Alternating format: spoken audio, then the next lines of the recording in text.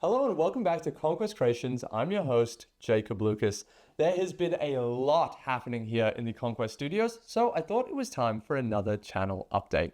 Firstly, a few months ago, we posted this video that had a very big dramatic bad news on the thumbnail. And in that video, I talked about what the plan coming for the next few months of the channel was going to be and the big issue that we were facing. So in this video, I'm going to be giving an update on everything we went through in that video. And if you haven't seen it, that's okay. I'll summarize it all. But also, we've obviously done a new Kickstarter launch for the Kingdom of Noldreth. Just last weekend, I ran the Battle Hardened 2024 tournament here in Melbourne, Australia that had 60 players. So we're going to be talking about how that went and what the winning lists were. And then finally, we're going to be talking about our plans for the future and my thoughts on the new edition. But let's start by breaking down the previous update video. There were three things that I talked about there. That was that I'd be doing the Quest of the Ringbearer campaign, Conquest Champions Season 4, and that we were unfortunately losing our studio space.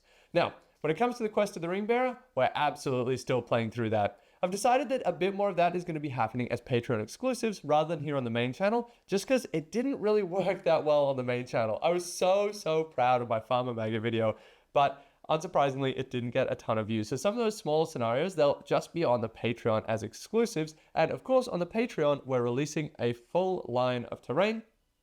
Each month, we're releasing another bundle of scenery that I think make great proxies to go along with the Quest of the Ringbearer campaign.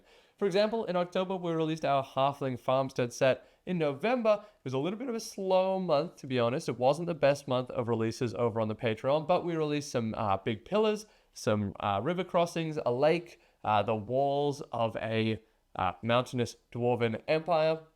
And for November, which haven't been released yet, we're playing the Watch from the Water scenario, we'll play Balin's Tomb again, and then we'll play, I forget what it's called, Escape from Khazad-dûm, the one where the Balrog chases the Fellowship out of Moria. Those are the three. They're coming very soon on the Patreon.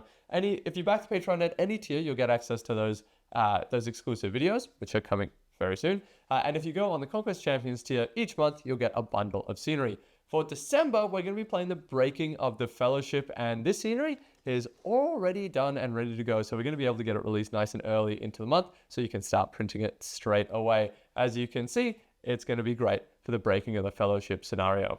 All right, Conquest Champions Season 4. Now, obviously, that has not come out yet. In fact, we did not even film that. I put out that previous video with all these plans, and then a couple days later, Games Workshop announced the new edition, and that blew my plans with Conquest Champions out of the water. Conquest Champions is obviously a pretty large video series. It takes several weeks to film, and then releasing weekly. We were looking at making it 11 episodes this time, so slightly longer, which meant that it would have been still going by the time the new edition had launched, and I thought that was a little bit silly, so I decided I'd just wait. When the new edition comes out, we're going to be doing Conquest Champions Season 4. Now, the interesting thing with the new edition is that when it releases, we're going to get the Armies of Lord of the Rings book and Armies of the Hobbit book, but the Armies of Middle-earth book won't come out on launch. Now, basically, that means that anything that isn't in the movies is in its own book, and it's coming out slightly later on. So it's a little bit of a weird time to do it because we don't have all the profiles, but I actually think it's kind of cool and it's fine. I like playing things that we see in the movies mainly. So it'll be kind of, we'll show off those factions. And then when the Armies of Middle-earth book comes out is a great time for us to start on Conquest Champions Season 5. Now, for Season 4, differently to Season 3, I think we're going to do a group stage before we go into the knockout. I thought it was a little bit silly how some players, we do this big dramatic introduction, we introduce this player, and then in Game 1 they lose and we never see them again. So what I want to do is have each player play either 2 or 3 games before the opportunity for elimination happens, so we can get to know them more, we can see their armies more, and if they just get a bad game, they're not just instantly deleted from the competition. All right, let's talk about the third point, which is we got kicked out of the previous studio. Basically, I was renting a commercial space here in Melbourne, and a new landlord purchased the building that I was in. Now, that space was really perfect because there were basically no other tenants on the same floor as me, so it was nice and quiet and private, and we would do games nights and could be as loud as we want, and no one would really bother us. But probably because it was so empty, the building went up for sale. A new landlord purchased it and was deciding to renovate the whole thing and moving his business in. There was a whole schmozzle there, but it ended up working out that my lease ended, and I just had to leave when it ended. But as you can tell, I'm obviously filming here. I've got a backdrop, so I'm actually in a new studio. Now, this new studio is not a permanent solution at all. Basically, through a family connection, I'm now renting a house that has this big room attached to the back of it that is the studio. And it's really, really good because land and rent and stuff in Melbourne is very, very expensive, especially when you're trying to be a full-time wargamer. So through a family connection, this is a very affordable place to be in.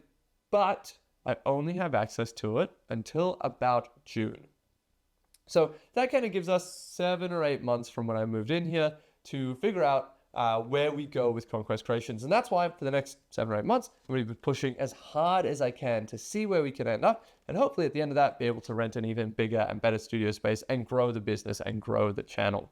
If you want to be a part of that, then feel free to check out our Kickstarter that's ongoing, the Kingdom of Noldreth, or join our Patreon where you'll get access to STL files as well as exclusive videos. STL files if you're back at the Conquest Champions tier. Now, this new studio, I have an in-depth tour over on the Patreon, but it's actually honestly even better than the first one. It's basically the same size. The dimensions are just slightly different, and I'm still working on tweaking things. At the moment, I just have a black curtain behind me, which is clean, but it's kind of boring. So I want your feedback on what you think we should do for the backdrop. I am planning on getting a green screen that's on the mail at the moment and seeing if that's going to work. I think it would be really cool for like in the introduction to a battle, if it's say, Rohan versus Isengard, that there's big Rohirrim banners waving behind the Rohan player and Isengard banners waving behind the Isengard player. Obviously, there's a little bit of computer work to do to make that and some animation work, but I think that would be really cool. What do you think about that idea? Or do you have any other ideas for what the backdrop could be that would be dramatic? Keeping in mind, I'm not going to be here for very long, so I don't want to install anything super permanent. Okay, now let's talk about Battle Hardened 2024. This was a tournament that I ran just last weekend, and we had 61 players, making it not quite the biggest tournament in Victoria for the year, but almost there. Maybe it is, maybe it was. It might be tied with Sil, very close to it. And this tournament went incredibly well. It was at the Gaming Arena, which is a new venue here in Melbourne dedicated to hosting wargaming tournaments, and that was fantastic. They have these great tables that are at a nice height for gaming and heaps of space. They can hold up to 100 players. So the plan for next year is to sell out. Battle Hardened 2025 will be around that same time. It'll be mid to late November, and we're aiming to have 100 players. I'm going on the record saying that. So when that comes, please buy tickets, because it's going to be awkward if it's me and 15 other guys hanging out and we don't quite get to as large as we want to. But it was 750 points, and the 5 scenarios that we played were, let's see if I can remember this in order: command the battlefield, breakthrough, destroy the supplies, divide and conquer, and fog of war. So it was 2 days. On day 1, we played 3 games. On day 2, we played 2 games. And the winning armies were very surprising, to say the least. Third place was an interesting Rohan Lothorian alliance, played by Chris Tott, and this is a good list, and he was a very good player, so this one wasn't super surprising. But the next winning list, or the second place list, was Champions of Erebor. Absolutely blew my mind. It was Thorin, Dwalin, Bilbo, Legolas, and some of the champions. And of all those 5 scenarios, Fog of War maybe isn't super objective heavy, but it's still good to have objectives. The other 4 objectives, I honestly have no idea how Matt Dodson-Geary managed to pull it out. It was an incredible effort. He must have played it super well. I haven't had a chance to debrief with him yet, but I want to get him on the channel playing that army to show it off. And then first place, also a surprise, goes to Henry Kerr, who was playing a Sauron. I think a lot of people think that Sauron's not very good, but a 60-player tournament, Henry managed to win with it. He had Sauron, a Taskmaster, and Shelob, and then just a bunch of regular orcs. I think he had a drummer in there as well. So fantastic effort to the top three players there. The first place in painting went to Matt Edwards, who had this incredible display board with this awesome werewolves army. It was 3 wild-bug chieftains, a bunch of werewolves, and I think just 1 wild bug to round it out. So super cool list with an incredible display board. There were so many awesome armies there. It was a fantastic venue. Next year, mid to late November, be in Melbourne, Victoria, to come and play at Battle Hardened 2025. Hardened also had some incredible sponsors. The first place prize was this Urukai Scimitar from Hammer and Scales, who's one of the guys in our community who does some hand-forged weapons, which is incredible. We also had the Bard's table sponsor us, who provided, I think it was like 60 prizes, so that every place from 61st all the way to 1st was taking home a prize. And we were also sponsored by Oz Wargaming, who gave a miniature to every single player in the tournament, as well as a ton more prizes. He does 3D printing, and he did a prize where you write a 500-point army list, and he 3D prints it for you. You'll find the STL files and print it out, which is super cool. And finally, every player who also came got a collection of the brand new Conquest Creations dice. These are going to be sold over at Baron of Dice, and I get a big kickback from everyone who buys these dice. So if you want to support the channel and get some Conquest dice, you can find them at Baron of Dice. They might not be live yet. But I'll let you know when they are up for sale if they're not already. And the last thing I want to talk about is the new edition. I am so excited for what's coming. Everything that I've seen so far definitely has me excited. I really like that the armies are changed to that Legendary Legion sort of format, where it's going to be promoting more thematic play. The new miniatures coming out with the War of the Rohirrim are absolutely incredible. The Warriors of Dunland and Warriors of Rohan in particular are massive standouts. New plastic troops is incredible, and I really hope that this box set sells really, really well so that Games Workshop can see that we want more plastic troops, please.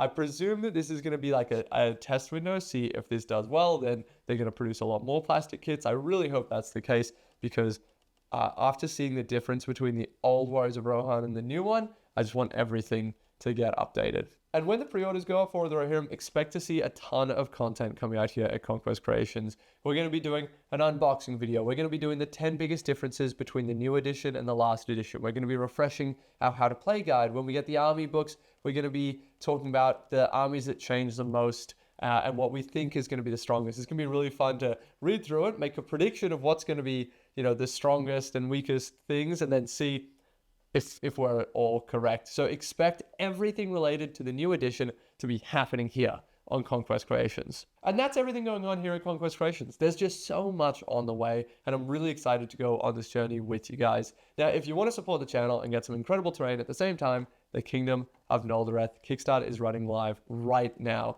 While it's running, the Conquest Mega Bundle is also available that has every single piece of terrain we have ever designed in one massive bundle at a massive discount.